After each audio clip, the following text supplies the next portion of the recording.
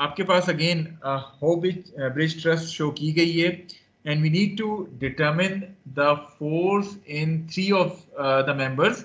The first one is HD.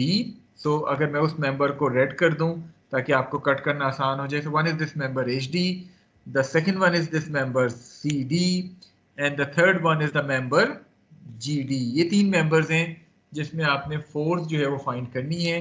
So how we are going to cut it? Any idea? इसको हम half cut करेंगे. कहाँ से? यहाँ से कट कर लूं? ये जो ब्लू से मैंने शो की है.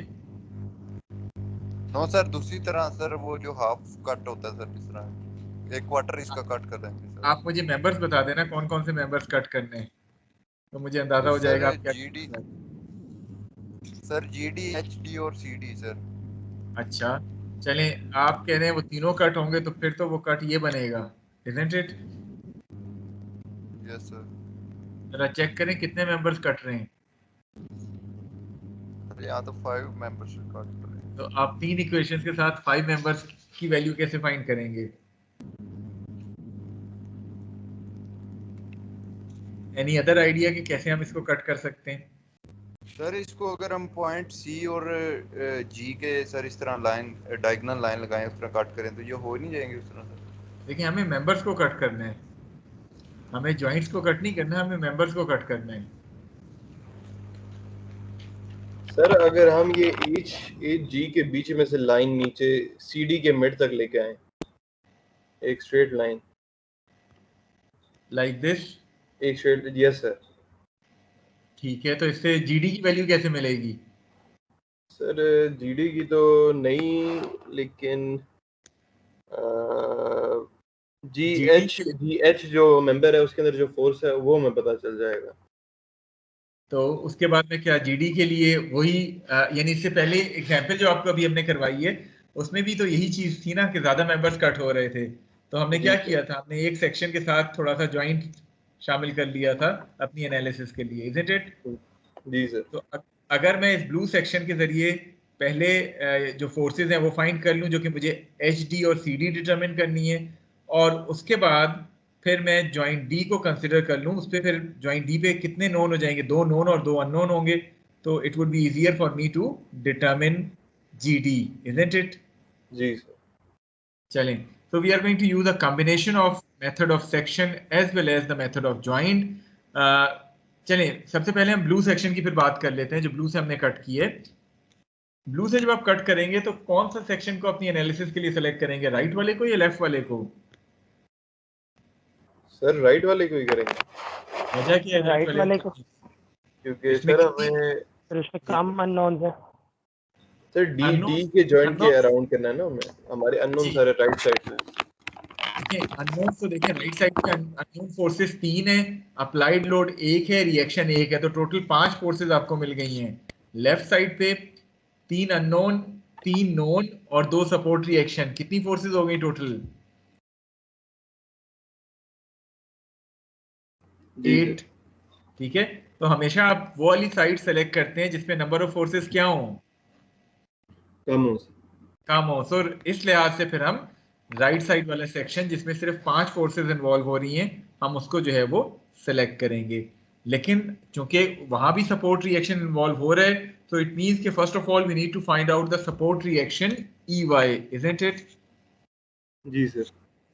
EY फाइंड करने के लिए हम इस कंप्लीट ट्रस को लेंगे एज अ रिजिड बॉडी, और मोमेंट किस पॉइंट के अबाउट ले लेना चाहिए हमें? Point A sir. Point A. So taking moments about point A, we are going to get EY into, अच्छा अब ये क्या लिखा हुआ है बॉटम पे जो लिखा हुआ है, क्या इसको थोड़ा सा मुझे बता सकते हैं क्या आइडेंटिफाई कर रहे हैं? सर मेरे ख्याल से बोल रहे हैं कि हर मेंबर 16 मीटर के लॉन्ग है. सर ये 4 पोर्शन है 4 मीटर के. हाँ ये बिल्कुल आपने सही कहा. आखिर में जिस स्टूडेंट का कहना ये चाह रहे हैं कि टोटल लेंथ 16 मीटर है और आपके पास 4 मीटर के 4 पोर्शन है, AB, BC, CD और DE, ये हर एक की लेंथ 4 मीटर है, टोटल लेंथ 16 मीटर है. इज इट क्लियर कि कभी एग्जाम में भी ये चीज आपको नजर आए तो इसको इस तरह आपने इंटरप्रेट करना है. Okay, so you are taking moments about point A EY का परपेंडिकुलर डिस्टेंस हमें 16 पता है, EY जो मोमेंट क्रिएट कर रहा है it is going to be in a counter clockwise direction, so हमने इसको पॉजिटिव साइन के साथ लिखा। उसके बाद एक एक करके हम तमाम फोर्सेस देखते हैं। 40 किलो न्यूटन वाली जो फोर्स है पॉइंट जी पे, इसका परपेंडिकुलर डिस्टेंस कितना आ जाएगा? 12 यूनिट्स। क्लॉकवाइज मोमेंट के counter clockwise moment? Clockwise. Clockwise. So 20 newton की बात करूं तो 20 न्यूटन की जो पहली फोर्स है वो बना रही है 8 यूनिट्स। इसी तरह 20 न्यूटन की जो दूसरी फोर्स है वो बना रही है 4 यूनिट्स। क्या 30 न्यूटन की फोर्स जो है उसका मोमेंट आएगा? नो सर, ये पॉइंट पास कर रहे हैं। Okay, so when I solve this, I'm going to get the value of EY to be equal to 45 kilo Newton. Okay, now EY is known to me, and now I'm going to consider the right section of this truss जो कि मैंने blue से cut की है। कौन सा ऐसा point है जिससे दो forces pass हो रही हैं, unknown forces? जी किस point के about moment लूंगा मैं? Any idea? ये जो ब्लू सेक्शन कट हो रहा है, कौन सी दो अननोन फोर्सेस पास हो रही हैं किसी एक पॉइंट से? Point H? सर EY नहीं, देखें GH। ओके सर, ठीक है। ये दोनों H से पास हो रही है ना, यानी GH और DH ये दोनों H से पास हो रही हैं। तो अगर मैं H के अबाउट मोमेंट ले लेता हूं तो ऑटोमेटिकली मुझे FCD की वैल्यू मिल जाएगी। So when I am going to take moments about point H, I am going to get FCD जिसका परपेंडिकुलर डिस्टेंस है 4 मीटर्स फ्रॉम पॉइंट H, और FCD जो मोमेंट बना रहे हैं it is in a clockwise direction, तो मैंने इसको नेगेटिव साइन के साथ जो है वो मेंशन कर दी है। इसके अलावा 40 न्यूटन की जो फोर्स है ये मोमेंट बना रही है पॉइंट H के अबाउट, परपेंडिकुलर डिस्टेंस 4 यूनिट है, डायरेक्शन जो है वो इसका क्लॉकवाइज है, नेगेटिव आ गया। और EY मोमेंट बना रही है पॉइंट H के अबाउट, परपेंडिकुलर डिस्टेंस 8 यूनिट है, डायरेक्शन ऑफ मूवमेंट मेरे पास काउंटर क्लॉकवाइज है।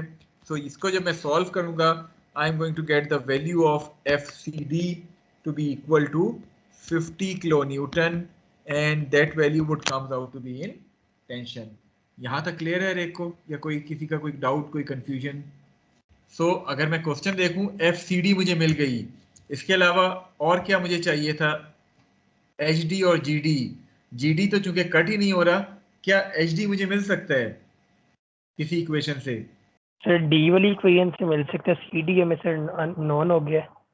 नहीं, देखें आप मोमेंट क्या अबाउट पॉइंट D लेंगे तो फिर तो HD भी 0 हो जाएगा। व्हाट अबाउट समेशन FY में क्या इक्वेशन आएगी? राइट सेक्शन पे जब मैं समेशन FY लगाता हूँ तो what would be the equation then? HD का एक कंपोनेंट आएगा जी सर -40, तो FD का sin 45 कंपोनेंट मैंने लिख लिया y एक्सिस के अलोंग जो है। और एनीथिंग एल्स जो इस इक्वेशन में आनी चाहिए? सर 40 किलो न्यूटन की फोर्स आएगी और EY भी आएगा। तो 40 माइनस आ गई और EY आपके पास पॉजिटिव आ गया। So once you solve it you are going to get the value of HD to be equal to -7.07 kilo Newton, और आपके पास ये नेगेटिव साइन शो करता है कि कंप्रेशन में आ जाएगी। अब GH आपके पास नहीं भी आया तो कोई मसला नहीं है, आपको GH क्वेश्चन में फाइंड करने के लिए भी नहीं कहा था, but you are asked to determine GD as well. GD के लिए आप क्या करेंगे कि जिस तरह अभी बात हुई है, we are going to consider joint D alone, और जॉइंट D के ऊपर मेरे पास जो फोर्सेज आ रही हैं वो यहाँ शो की गई हैं। HD और CD नोन है, अब मुझे GD और DE अननोन है। सो GD चूंकि y एक्सिस के अलोंग है, मैं समेशन FI जब लगाऊंगा तो I am going to get the value of FGD। Is it clear to all of you? जी sir.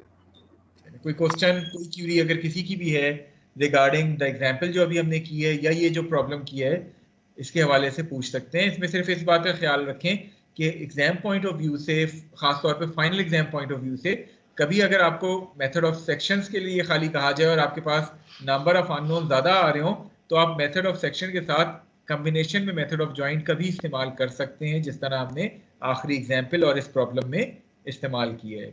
Is it clear to all of you?